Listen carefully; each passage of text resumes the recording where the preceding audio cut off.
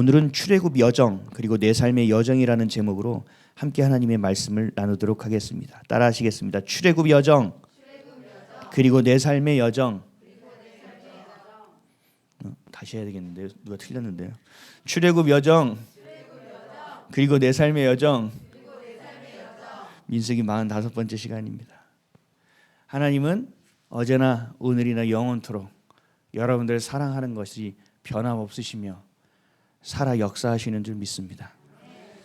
하나님의 계획하심은 완전합니다. 그래서 하나님은 그 계획하심, 그 뜻과 또 그 때와 그 방법으로 일하고 계십니다. 내가 시름에 잠겨 낙심하여 넘어져 널브러져 있는 그 순간에도 하나님은 우리를 위하여 신실하게 일하고 계십니다. 나를 위해서 기도하고 계십니다. 단 한 개도 실수하지 않으시는 하나님이시기에 우리는 그 하나님을 신뢰할 수 있어야 하고 그 하나님을 신뢰하는 만큼 우리는 순종의 길을 걸을 수 있습니다. 그래야 하나님의 나라를, 하나님의 임재하심을, 또 하나님의 역사하심을 경험하고 또 동행할 수 있고 그 동행함을 뛰어넘어 부르심에 합당한 소명과 사명으로 살아갈 수 있는 목적 있는 인생, 이유 있는 인생, 선명한 인생을 살아갈 수 있습니다. 오늘 본문에 있는 민수기 33장은 이스라엘 백성들이 출애굽을 해서 지금 현재 가나안 땅에 들어가기 앞에 서 있는 그 순간까지의 여정을 모두 정리한 내용입니다. 원래는 그래서 40몇 절까지 저희가 49절까지인가요? 계속 읽어야 돼요. 근데 본문이 너무 길어서 1절과 2절만 읽은 거예요. 그 뒤에는 무슨 내용이 반복되느냐? 언제 어디서 진을 쳤다. 그리고 어디로 이동해서 또 어디서 진을 쳤다라는 내용이 무려 40번이나 반복됨으로 기록되어 있습니다. 그 진홍된 그 진을 쳤던 장소는 지금 있는 곳도 있고 찾지 못하는 곳도 있습니다. 중요한 것은 그 장소마다 많은 사건들이 있었다는 사실이고 그 장소마다 너무나 많은 어려움들과 또 은혜들을 맛보았다는 사실이에요. 그러한 수많은 여정이 말하는 노정이 있지 않고서는 가나안 땅에 이르는 것은 불가능합니다. 우리는 그것을 알매도 불구하고 우리는 그것이 사실이라는 것을 알매도 불구하고 온전하게 주님을 바라보지 못합니다. 그 여정을 빨리 걸어내려고 합니다. 마치 학교에서 학원에서 진도 빼듯이 학원에서 선행학습을 하듯이 여기까지는 나가야 돼라는 생각으로 하나님을 대합니다. 그래서 하나님의 뜻은 아는데 하나님의 때를 매번 놓칩니다. 내가 원하는 때에 이루어야 되는 거예요. 그래서 기도할 때도 우리가 어떻게 기도해요? 주님 빨리 좀 이루어 주세요. 주님 속히 이루어 주시기를 간절히 원합니다. 라고 우리가 기도하는 거예요. 여정은 반드시 필요하다. 그 여정이 내가 볼 때 불필요한 것처럼 보이더라도 하나님이 필요하다고 말씀하시면 필요한 거라는 거죠. 굳이 하나님이 이 상황에서 왜 자꾸 날 넘어뜨리십니까? 라는 내 안에 원망이 있다 하더라도 그 상황 가운데서 내가 그렇다면 그 뜻과 그 때에 부합하지 못하는 것이 무엇이 있는지를 점검할 수 있는 하나님을 신뢰하는 자가 되어야 하는데 이스라엘 백성처럼 그 여정 가운데서 계속 원망과 불평함만을 바라본다면 어디에 진을 치고 어디에 진을 치는지는 결국은 광야에 묻히는 인생밖에 되지 않습니다. 의미 있는 어려움의 길을 의미 있게 가야 하는데 그냥 의미 없이 고생만 하는 인생을 살아가는 것이 하나님의 뜻과 하나님의 때와 하나님의 방법을 신뢰하지 못하는 사람들의 모습입니다. 진을 쳤던 곳에서 수많은 사건이 이루어졌고 희한하게도 그 진을 치는 곳에서마다 하나님을 불평하고 하나님을 원망하는 일도 반복되었습니다. 그런데 또 더 신기한 것은 어디에 진을 쳐야 하는지 어떤 날 진을 치게 하시는지에 하나님의 인도하심과 하나님의 계획도 동일하게 계속되었다는 거예요. 이게 우리가 봐야 될 팩트라는 거죠. 우리가 그렇게 불평하고 원망하지만 하나님은 그 불평과 원망 가운데서도 하나님의 계획하심 안에서 진을 치고 접고 이동하는 일을 계속 반복해 주셨다는 사실이에요. 그냥 그렇게 반복만 한 것이 아니라 신발이 닳지도 않고 옷이 닳지도 않았어요. 그리고 아침, 저녁, 점심, 저녁 굶기지 않으셨고, 낮에 뜨거운 해를 가려주셨고, 밤에 그 추위 가운데 불기둥으로 따스함을 더해 주셨다는 사실입니다. 이스라엘 백성만 하나님이 그렇게 계획하시고 진을 치고 진을 거두는 일을 계속 하셨을까? 아니죠. 지금을 살아가고 있는 저와 여러분에게도 동일하게 역사하고 있는 일입니다. 우리가 이 땅을 살아가는 구체적이고 명확한 계획과 의도가 하나님에게는 있다는 거예요. 우리 교회가 왜 김포에 세워졌을까요? 왜 우리는 이 풍무동 상가에서 주님을 예배하고 있을까요?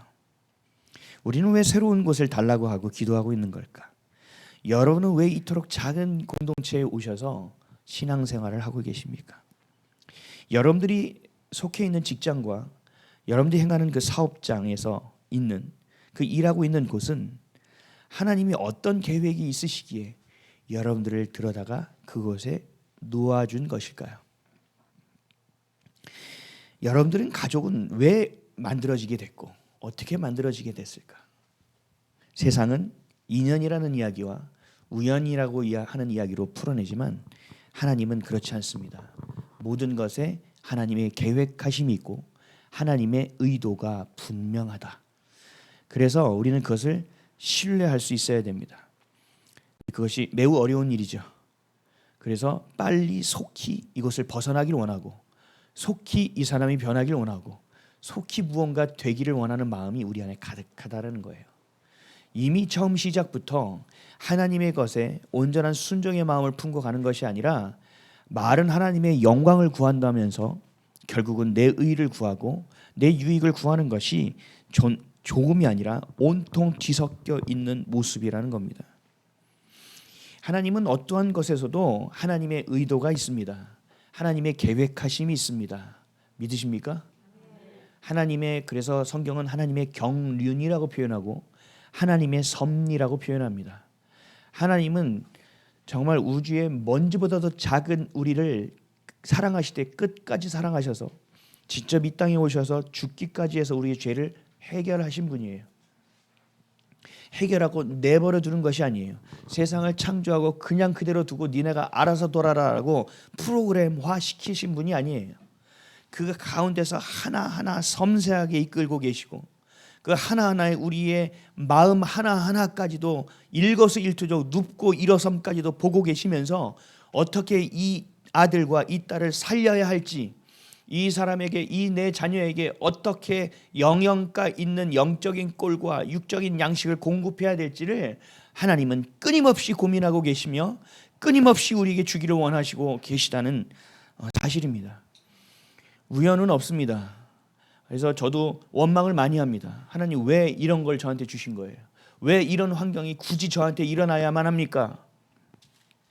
라고 기도하고 있지만 나중에 이렇게 지나고 보면 무슨 마음이 드냐면 하나님의 뜻이 있을 거야. 하나님의 뜻을 다시 붙잡고 가는 상황이 내 안에서 벌어지게 된다는 겁니다. 단 하나의 우연도 없습니다. 하나님은 단 하나의 실수도 없으십니다. 오로지 하나님의 계획하심과 이루심만 있다는 것을 여러분들은 반드시 아셔야 합니다. 어디서 누구를 만났고 어디서 어떻게 살아왔는지, 마치 어디서 진을 치고 다시 어디 가서 진을 쳐야 하는지와 같이 여러분들이 오늘 하루 삶을 살아가고 누구를 만나고 듣는 이 모든 것이 사단의 계략도 있지만 그 모든 것에 하나님의 계획하심과 하나님의 인도하심의 섭리도 존재한다는 사실을 반드시 기억하셔야 합니다. 하나님의 계획, 그 뜻 없이는 이곳에 나와 앉아있는 사람은 단 한 사람도 없다는 사실, 이것을 기억하시고 믿으시기를 바랍니다.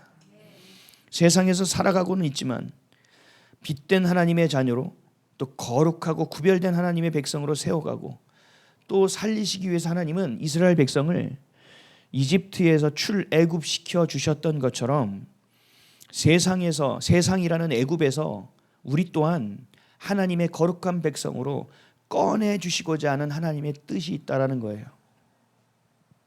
우리가 처음에 출애굽기를 보고 민수기를 지금 살펴보는 이유가 거기 있어요. 우리가 세상 가운데서 죄와 싸워내야 하는데 이 세상에 대한 미련을 버리지 못해요. 세상의 것은 좋은 게 좋은 거고 그런 거지 그래 라며 자신의 인본주의적인 생각과 자신이 지금까지 살아왔던 생각의 틀을 버리지 못하고 자꾸 출애굽을 하고 난 동시에 애굽을 향하여 계속 미련을 갖고 있는 거예요. 마치 이스라엘 백성이 우리는 노예였지만 고기는 먹고 살았는데 거기에 있었으면 이런 고생은 하지 않았을 텐데 라고 애굽에 대한 미련을 갖는 것처럼 우리도 예수님을 믿고 난 후에 내가 예수님을 몰랐다면 내가 이렇게 마음껏 살아갈 수 있었을 텐데, 내가 예수님을 몰랐다면 세상에 미련이고 뭐고 그냥 내가 편안하게 살아갈 수 있었을 텐데 하면서 자꾸 뒤를 바라보면서 애굽을 쳐다보고 있는 인생이 계속 되어지고 있다는 사실이에요. 하나님은 분명한 의도에 의해서 하나님의 계획하신 하나님의 뜻에 따라서 하나님의 뜻과 하나님의 방법으로 이스라엘 백성을 출애굽시키셨다라는 거예요. 여러분들도 세상에서 세상의 것이 전부로 여기며 살고 있었지만 하나님이 여러분들을 택하사 출애굽 세상으로부터 하나님의 거룩한 자녀로 꺼내주셨다는 것, 이것은 하나님의 온전한 의도가 있는 것이고 하나님의 온전하신 계획이 있어서 이루셨다라는 거예요. 그래서 하나님의 우리를 출애굽시킨 목적, 우리를 자녀 삼아 주신 목적, 우리를 거룩히 하시는 목적, 그 뜻, 그 계획을 우리는 따라 살아야 돼요. 세상의 백성이 아닌 하나님의 백성이 되게 하신 것처럼 세상의 욕심과 육체의 욕심으로 사는 것이 아니라 영원한 가치로 살 수 있게 하신 것처럼, 먹고 사는 것이 전부인 것처럼 여겨졌지만 그것이 아니라 주님을 예배하는 것이 더 우선이라는 사실을 말씀해 주셨던 것처럼 본능으로 사는 것이 아니라 본질로 살아갈 수 있는 거룩한 존재, 영적인 존재라는 것, 그것을 우리에게 인도하시고 약속하셨기 때문에 하나님은 그때에 이스라엘 백성을 출애굽시켜서 가나안 땅, 하나님이 약속하신 땅으로 이끌어가기를 원하신 겁니다. 우리도 마찬가지. 여러분들에게 가나안 땅은 어디 있습니까? 애굽이 세상이라면, 우리가 출애굽을 했다면 우리의 삶의 여정, 지금 우리가 이야기하는 이 광야에서의 노정, 우리의 삶의 노정의 여정의 끝은, 그 목적은 어디가 되어야 됩니까? 하나님의 나라가 되어야 되는 거예요. 본향이 되어야 되는 거죠. 그래서 우리가 제일 중요한 열매로서 우리를 판단하실 텐데 제일 중요한 열매는 어떤 선한 다른 윤리적 도덕적 이런 열매가 아니라 중요한 열매는 생명의 열매, 구원의 열매가 있어야 한다는 거예요. 그 열매를 맺기 위해서는 그 전에 우리가 봤잖아요. 성령의 9가지 열매가 있어야 돼요. 그 이전에 무슨 열매가 있어야 성령의 9가지 열매를 경험할 수 있습니까? 회개의 열매가 반드시 있어야 된다는 얘기예요. 하나님은 그것을 행하시기 위해서 의도하셨고 계획하셨고 뜻하셨다라는 거예요. 그게 어디에 기록되어 있습니까? 성경에 차곡차곡 기록되어 있는 거예요. 그래서 성경은 우리가 봐도 되고 안 봐도 되는 것이 아니라 반드시 봐야 하는, 이것이 없으면 절대로 삶을 살아갈 수 없는 우리의 삶의 매뉴얼이라는 사실이에요. 그래서 성경은 읽어도 되고 안 읽어도 되는 것이 아니에요. 이 말씀을 끊임없이 여러분들이 섭취해야 되는 것입니다. 그래서 내 삶의 기준과 내 삶의 의도로부터 벗어나 출애굽하여 하나님의 의도와 하나님의 기준과 하나님의 법도 아래 우리가 돌아와야 되는 거예요. 이것이 바로 내 육체의 소욕과 내 안에 성령이 싸우는 거예요. 나와 함께 하시는 성령과 또 나를 끝까지 넘어뜨리게 하는 사탄 마귀와 싸우는 일이에요. 그래서 이 싸움을 우리가 반드시 치루어야 하는 것입니다. 그래서 하나님은 가나안 땅에서 샬롬의 하나님, 우리와 함께 하기를 원하시는 하나님, 우리와 나뉘지 않는 그 하나가 되기를 원한다는 거죠. 그것이 우리는 언제 이루어져요? 호흡이 멈추는 날 하나님의 땅에 갔을 때 이루어지게 되는 거죠. 이 땅에서는요, 그래서 그것을 연습하는 여정이에요, 여러분. 내가 나로 사는 것이 아니라 내 안에 그리스도로 사는 연습이에요. 내가 그분과 샬롬 하나님 연합되어야 되기 때문에, 내가 그 땅에 가면 정말 그분이 전부가 되어야 되기 때문에 어느 순간 짠 하니까 천국이니까 내가 좀 정체성을 바꿔서 살아야겠구나, 뭐 안경도 바꾸고 옷도 바꿔서 되는 일이 아니라는 거죠. 내 안에 마음과 내 안에 정체성과 내 안에 가치관과 내 안에 세계관이 완전히 그리스도의 것으로 바뀌지 않는 이상은 불가능한 거예요. 그것을 성령의 열매로 우리에게 분명히 말씀하고 계십니다. 오늘 함께 묵상하고 있는 민수기 33장의 내용, 이스라엘을 이끄시는 모든 여정에 하나님의 계획이 있었다는 사실입니다. 하지만 이스라엘 백성은 그 출애굽한 것에 대한 감사함과 불평과 원망이 동시에 공존했지만 더 중요한 것을 알지 못했어요. 하나님이 출애굽하게 하신, 애굽에서 백성을 데리고 광야에 나온 하나님의 의도와 계획을 몰랐다는 거죠. 그리고 그것을 결정적인 건 뭐예요? 신뢰하지 않았다는 거예요. 당장 내 앞에 있는 것만 봤어요. 당장 지금 나에게 닥친 상황만 봤어요. 지금 내 안에서 올라오고 있는 그 감정만 바라봤어요. 그랬더니 진을 치고 진을 접고 진을 치고 진을 접는 이 수많은 무수한 여정 가운데서도 불평과 원망은 끊어지지 않았던 것입니다. 여러분들이 이 땅에서, 세상에서 벗어나 하나님의 나라를 향하여 가고 있을 때 여러분들은 하나님의 의도를 알아야 합니다. 여러분들은 하나님의 계획하심을 알아야 합니다. 세세한 것은 알지 못해도 주님이 나를 살리려고 한다는 사실, 영원한 죽음이 아니라 영원한 생명을 얻게 하기를 원한다는 사실, 어둠의 자녀가 아니라 빛의 자녀로 살기를 원한다는 것을 하나님의 그 구체적이고 명확하고 선명한 그 계획하심과 의도를 여러분들의 마음판에 온전히 새기고 박아서 놓치지 말아야 된다는 거예요. 이거를 놓치는 순간 우리는 원망하고 불평하며 광야를 떠돌다가 광야에 묻히는 인생이 될 수밖에 없어요. 세상을 그리워하고 죄를 미련하게 그 미련을 떨다가 죄를 미련스럽게 미련하다가 결국은 광야에 갇히는 인생이 돼버리는 거예요. 그래서 주님께서 말씀하셨잖아요. 뭐라고 하셨어요? 차갑든지 뜨겁든지 하라. 너 뭐야? 결정하라는 거예요. 요즘 사람들이 결정장애가 많죠. 저도 좀 그런 게 있는 편이에요. 뭘 사야 되면 이거는 이거라서 좋은 거 같고 이건 이거라서 좋은 거 같고, 다행이죠. 이건 이래서 싫고 이건 저래서 싫은 게 아니니까. 근데 영적으로 보면 똑같은 거예요. 그게 그거예요. 근데 중요한 거는 이 선택을 잘 못해요. 왠지 아세요? 내가 뭘 좋아하는지 잘 모르니까요. 내가 뭘 좋아하는지 아는 사람은 빨리 선택할 수 있어요. 마찬가지예요. 하나님의 것이 좋고 내가 세상에 미련이 없고 정말 주님을 사모하는 마음이 있으면 선택할 수 있어요. 주님 조금만 기다려보세요. 이런 말도 하지 않게 돼요. 그냥 내가 마음에 동의가 없고 내가 마음의 감정이 그것이 아니라고 하고 주님 몰라요 해도 내 몸은 주님을 향하여 가고 있는 것이 되어져요. 이 정도의 상태가 되지 않으면 우리는 결국 환난이 올 때 예수님을 모른다 부인하는 정말 베드로와 같은 인생을 살 수밖에 없습니다. 우리 코로나 초기에 경험했잖아요. 교회에서 코로나 신천지가에서 나오니까 일반 우리 전통 정말 예수를 사랑하는 예수님의 몸된 교회조차도 신천지처럼 도매급으로 넘어가서 공격을 받기 시작했고, 또 교회 몇 곳에서 정말 조족지혈 같은 몇 명이 나타나지도 않았는데 그 사람도 어디선가 옮겨서 온 걸 텐데 마치 교회가 전염병의 집단인 것처럼 취급받아서 성경책을 들고 다니는 것이 굉장히 부담스러운 일이, 상상할 수 없는 일이 우리에게 벌어졌다라는 거죠.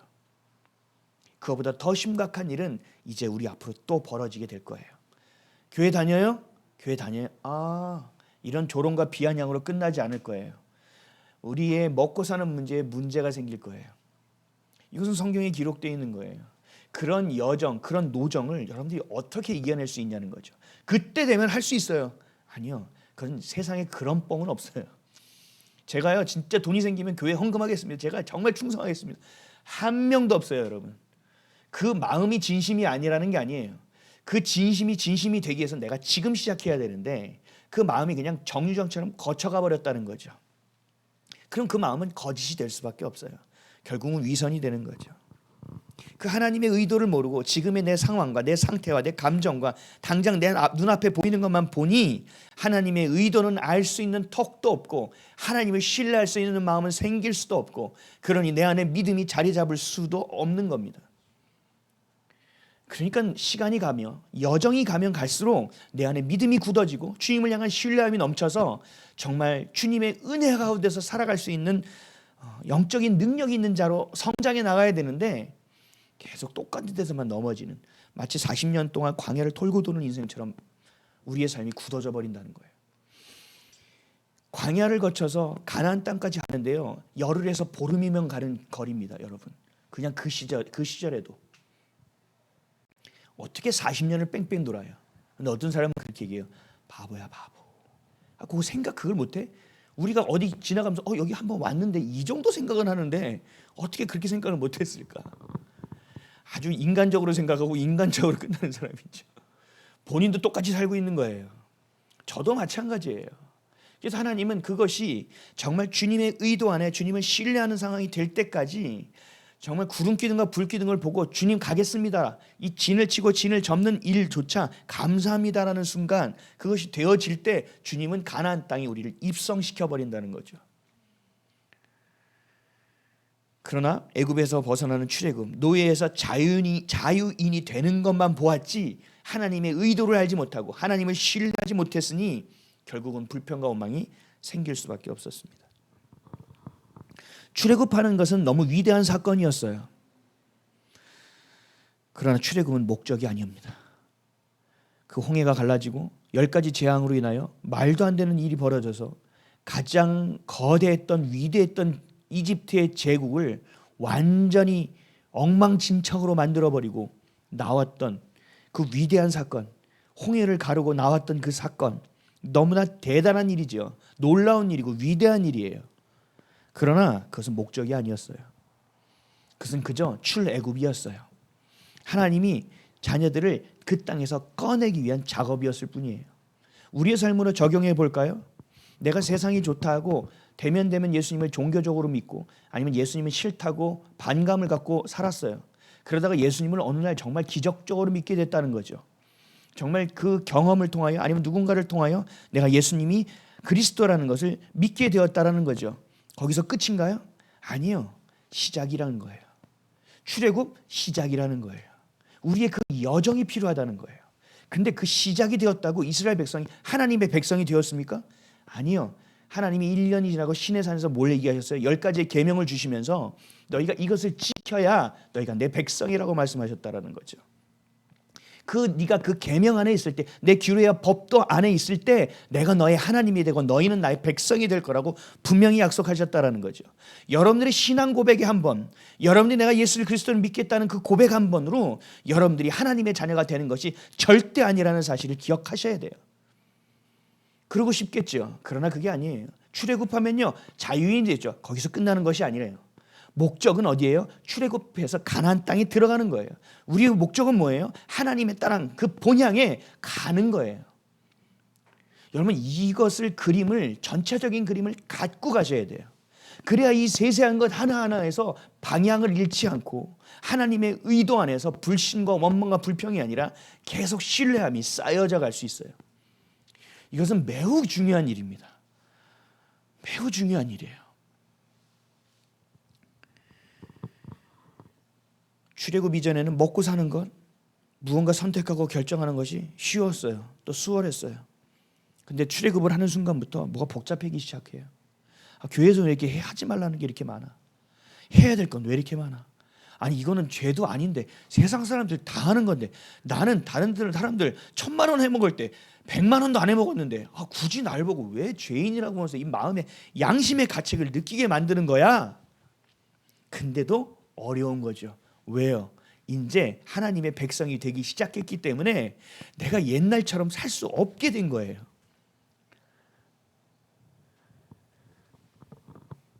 불편하죠. 차라리 노예로 살았던 것이 내 마음은 편했단 말이에요. 그래서 이 사람들이 공산주의 사회주의를 좋게 생각하는 사람이 있어요. 게으른 사람들. 나라에서 따박따박 월급 주고 따박따박 돈 주면 보급하면 배급제로 살면 되지. 많이 벌면 그래 너희들도 좀 나누고 없는 사람도 나누면 좋지. 너무 좋은 얘기죠. 인간의 죄성은 완전히 간과된, 인간이 그럴 수 있는 존재예요. 공산주의와 사회주의를 우린 지금 다 봐서 알잖아요. 누가 생겨요? 독재자가 생길 수밖에 없어요. 더 먹겠다는 사람이 생기는 거예요. 인간의 죄성이죠. 근데 그게 차라리 마음이 편했다라는 거예요. 내가 예수를 믿고 나니까 복잡하다는 거예요. 출애굽하고 나니까 이 여정이 너무 힘들다는 거예요. 짜증 난다는 거예요. 옛날에 고기도 먹었는데 마늘도 먹었는데 뭐 별게 다 나오잖아요. 우리도 그런 인생을 살고 있다는 거죠. 저도 목사지만 순간순간 그럴 때가 있어요. 그러면 어떻게 해야 됩니까? 다시 제단을 쌓고 다시 내 마음을 제물로 드려서 주님 나를 긍휼히 여겨달라고 예배하는 거예요.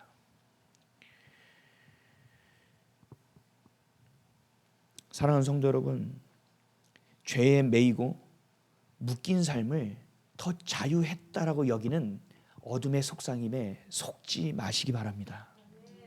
여러분 자유인이에요. 근데 또 그 자유인이 내 멋대로 하는 것을 자유라고 생각하는 사람이 너무 많아요. 성경에 무지해서 그래요. 하나님의 마음을 모르는 거예요. 그래서 성경의 말씀을 알아야 돼요. 자유는요 질서가 있어야 자유가 됩니다. 그 질서가 있어야 진짜 자유가 되는 거예요. 나 자유야 그러면서 나 오늘 나팔 불고 다닐 거야 뿡뿡뿡뿡뿡 그러면 옆 사람들은 어떻게 돼요? 그 사람들은 자유의 침해를 받는 거잖아요. 그건 안 된다는 거죠. 질서가 있어야 돼요. 그럼 그 질서 안에는 뭐가 있어야 됩니까? 우선순위가 있어요. 먼저 되는 게 있어요. 근데 이 나라가 지금 문제가 되는 게 그거예요. 헌법이라는 것이 가장 최상위의 법이 돼야 돼요. 근데 다른 유사법들이 헌법을 넘어서고 있어요. 그래서 이 자유민주주의 국가가 지금 심각한 위기라고 얘기하는 거예요. 자유는 질서 안에서 이루어져야 돼요. 근데 그 질서는 어디에 돼요? 헌법이요? 아니요. 우리는요 그 헌법을 초월한 하나님의 공의예요. 하나님의 공의 안에 다 있어요. 지금 여러분이 가지고 있는 이 법은 대부분 독일 안에서 만들어진 법이에요. 그 독일에서 만들어진 법은요 성경을 근간으로 해서 만들어졌습니다. 여러분들이 지금 경험하고 있는 사회복지는요 어디에서 나왔냐면요 독일에서 나왔습니다. 독일에서 미국으로 건너가서 발달되어졌습니다. 어디에 뿌리가 있습니까? 성경에 뿌리가 있습니다. 우리가 살아가고 있는 모든 문명이 그럼에도 불구하고 그 중요한 하나님만 무시한다는 얘기예요. 그 질서가 무너져 버리고 그 우선순위가 틀어져 버리니 모든 것이 왜곡될 수밖에 없어요. 반드시 광야의 여정을 기억하십시오. 출애굽은 끝이 아니에요. 여정이 반드시 있어야 돼요. 넘어질 수 있어요. 부족하고 연약해서 아플 수 있어요. 다칠 수 있어요. 실수할 수 있어요. 근데 그거를 자꾸 전부로 여기지 마시고 하나님께 제단을 쌓고 예배하세요. 그러면 돼요. 근데 거기에 또 내 의가 들어가니까 무슨 제단을 쌓아요? 금송아지를 쌓았잖아요. 철저히 내가 죽어야 돼요. 내 안에 그리스도가 사셔야 되는 거예요. 그래서 자기를 부인하고 누구를 따라야 돼요? 십자가를 지고 그리스도를 따라야 되는 거예요.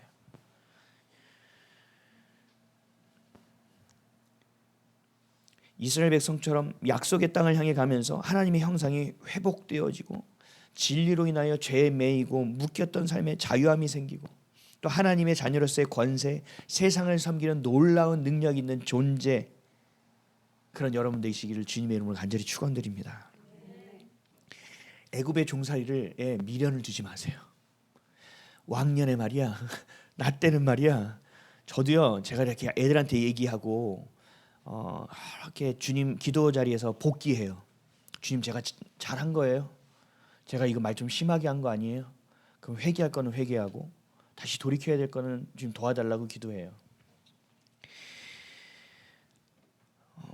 그러면서 주님께 예배하는 거죠.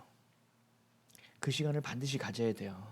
그것이 내가 억지로 하다 보면 이게 종교가 돼요. 근데 주님의 의도 안에서 주님을 신뢰하기 위해서 가다 보면 이것이 예배가 돼요.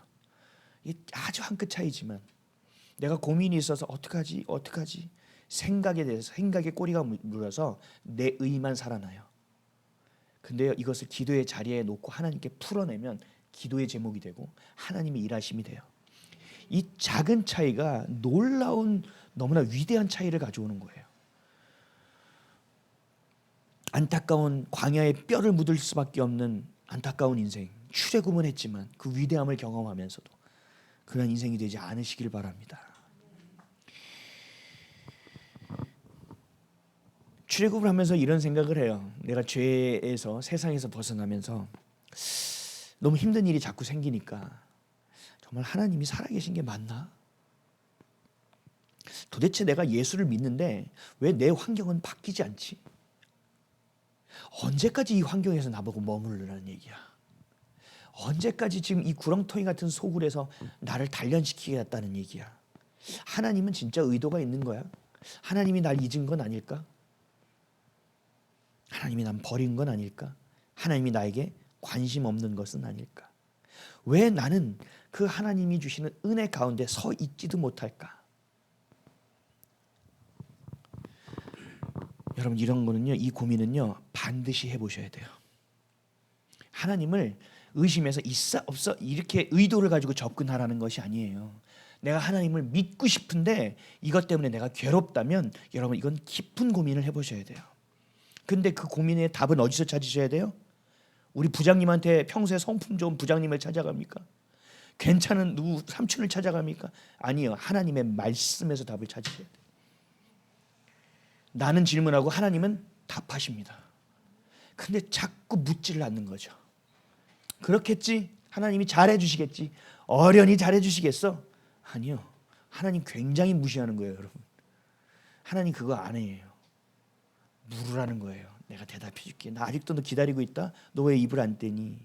네가 입을 떼야 된다. 하나님 이거 해주세요, 저거 해주세요. 그래 알았어. 근데 발을 떼야지. 너 발을 안 떼니 왜? 내가 못 돕잖아. 천국은 침노하는 자의 것입니다. 그럼 침노하십시오. 세상에 침노하지 마시고 하나님께 침노하십시오. 세상에 침노하다가 느끼면 다시 주님께 돌아와서 하나님을 향하여 머리를 조아리면 돼요. 자꾸 그 일을 반복하다 보면 내가 거기에 내성이 생길 것 같죠? 아니요, 더 큰 하나님의 은혜를 경험할 수 있어요. 그렇게 하나님의 이 여러분들의 여정 가운데서 계속 질문하세요. 잘 모르겠으면 저한테 물어보세요. 자꾸 그러다 보면 하나님을 신뢰할 수 있고, 내가 죄의 미련을 두고 애굽의 미련을 두는 것이 아니라 하나님을 신뢰하고 하나님의 의도를 찾게 됩니다.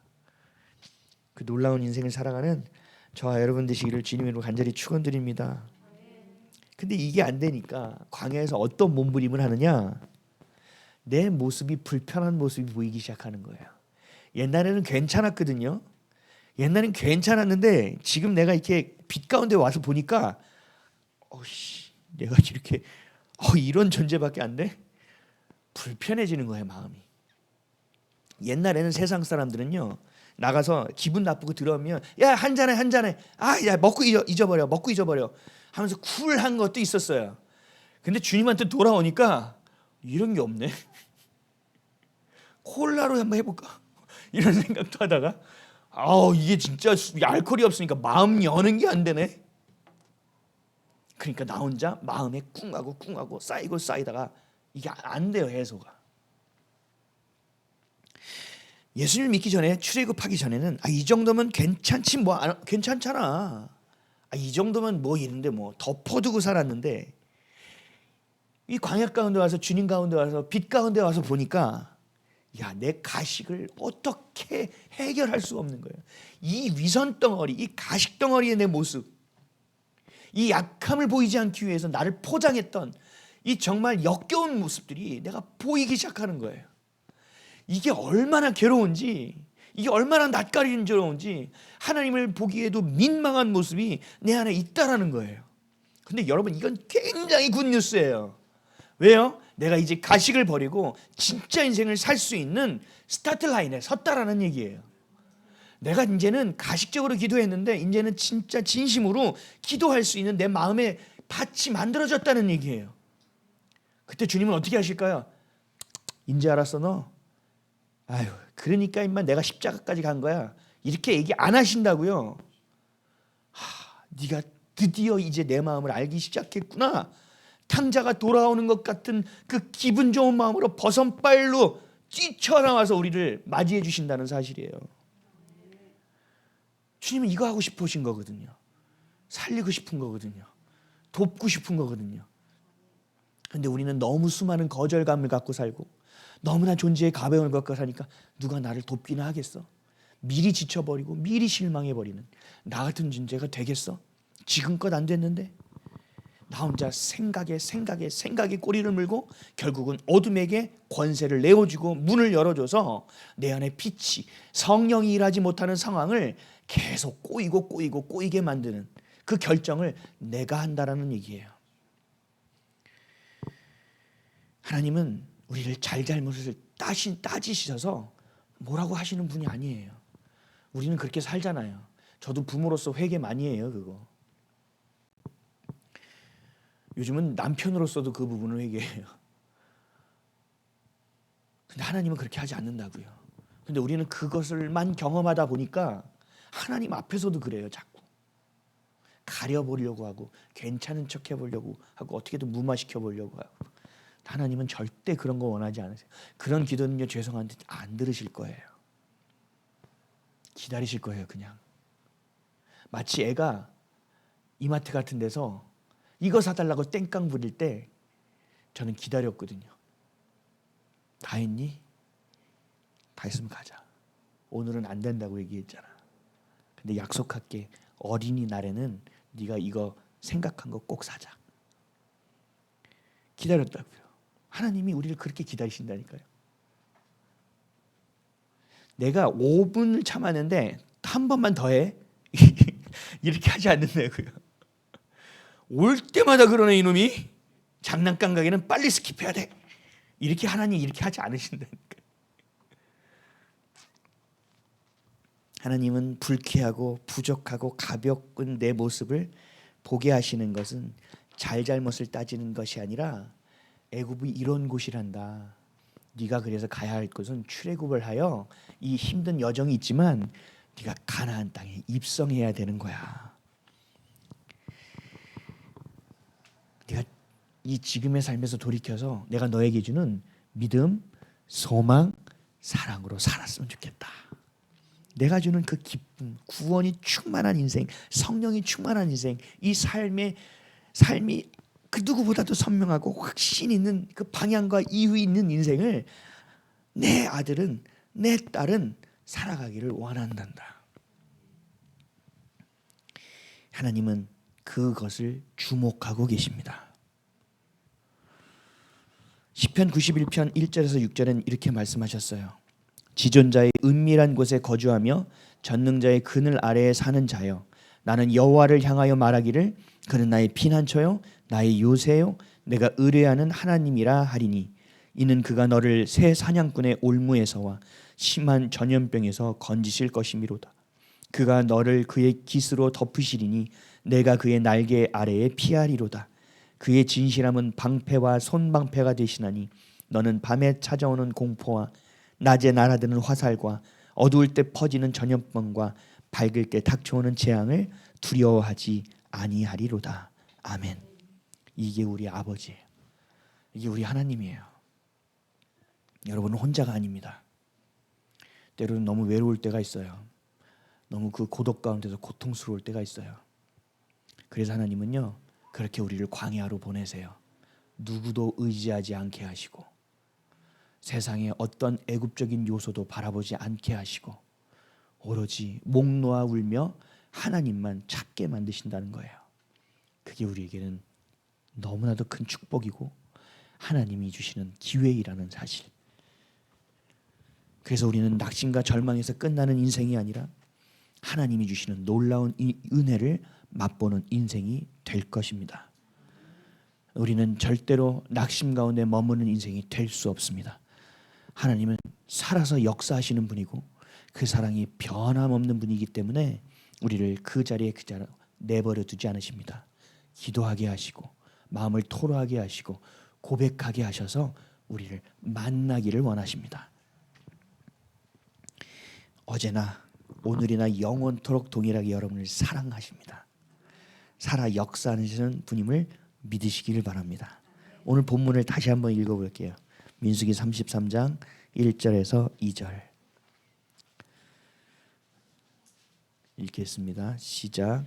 모세와 아론의 인도로 대오를 갖추어 애굽을 떠난 이스라엘 자손들의 노정은 이러하니라.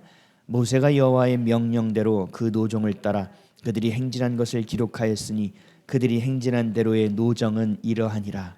아멘. 이 다음 뭐가 계속 나오죠? 진을 치고 진을 접고 진을 치고 진을 접고. 사랑하는 여러분, 여러분의 삶의 노정, 여정은 어떻게 기록되기를 원하십니까? 광야에서 불평과 원망, 노예 시절을 그리워함으로 광야에서 그저 끝나는 인생이 되기를 원하십니까? 아니면 그 여정이 생명책에 기록되듯 하나님과의 동행과 죄와의 씨름과 하나님을 그토록 사랑했다는 인생으로 기록되기를 원하십니까? 저는 오늘 이 설교를 준비하면서 저한테 계속 질문했어요. 이 목사, 너는 어떻게 기록되기를 원하냐? 너는 너의 삶이 어떠했다라고 평가받기를 원하냐? 내가 너를 어떻게 바라보기를 원하냐? 그 질문을 계속했어요. 그래서 앉아서 계속 넋을 놓고 계속 묵상을 해봤어요. 그러다가 이렇게 정리해봤어요. 저는 제 삶이 끝났을 때 이렇게 기억되고 제 삶의 여정과 노정이 주님 이렇게 기록되기를 원합니다. 힘겨운 삶 가운데 하나님만을 사랑했던 자, 그 사랑을 나누며 살았던 자, 받은 그 생명을 나누기 위해 치열하게 살았던 자. 사랑하는 여러분은 어떻게 기록되기를 원하십니까? 밤낮 핑계와 합리화 가운데서 다른 사람의 잘잘못만을 따지며 그 사람 때문에, 그 환경 때문에, 그 어려움 때문에 그렇게 살 수밖에 없었다고 항변만 하고 살아가실 겁니까? 시편 100편 3절에서 4절에 이렇게 말씀하셨어요. 여호와가 우리 하나님이신 줄 너희는 알지어다. 그는 우리를 지으시니요 우리는 그의 것이니 그의 백성이요 그의 기르시는 양이로다. 감사함으로 그의 문에 들어가며 찬송함으로 그의 궁전에 들어가서 그에게 감사하며 그의 이름을 송축할지어다. 시편 107편 8절 9절. 여호와의 인자하심과 인생에게 행하신 기적으로 말미암아 그를 찬송할지어다. 그가 사모하는 영혼에게 만족을 주시며 줄인 영혼에게 좋은 것으로 채워주심이로다. 아멘. 하나님의 선하심, 또 여러분을 사랑하심, 그리고 출애굽을 통해서 하나님께서 나를 살리려고 하신다는 그 하나님의 계획하심과 하나님의 섭리와 하나님의 섬세하게 일하심을 여러분들 마음에 반드시 기록하십시오. 그리고 여러분들의 반드시 마음에 새기십시오. 그리고 하나님만 신뢰하십시오. 그래야 우리의 삶이 출애굽으로 끝나는 인생이 아니라 그 여정과 노정이 그렇게 주님을 사랑했다 기록하며 약속의 땅에 반드시 입성하는, 그래야 주님과 하나됨의 연합됨을 마음껏 영원토록 누리는 인생 되시기를 예수 그리스도의 이름으로 간절히 축원드립니다. 기도하겠습니다.